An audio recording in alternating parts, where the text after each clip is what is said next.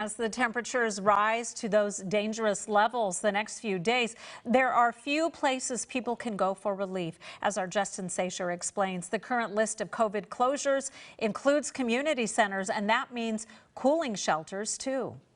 Movie theaters are closed, public pools are closed. City of Fresno cooling shelters will typically open when temperatures reach 105 degrees or warmer in community centers like the Ted C. Willis Center behind me. Thing is, these are closed too. The cooling centers tend to attract folks who are in that most vulnerable age group, being 65 plus. They're looking for relief, and we're trying to find ways to actually provide that for them.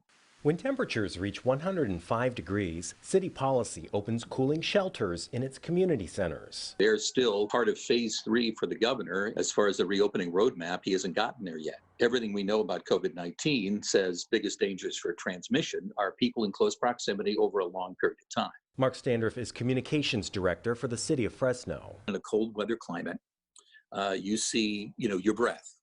And seeing your breath means that the moisture coming out of your mouth is crystallized. Well, that moisture is still coming out, regardless of whether it's cold or whether it's below freezing or above 100. Considering health risks of both heat illness and COVID-19, the city is preparing alternative backup plans. The first option, opening cooling shelters in community centers with enhanced safety protocol.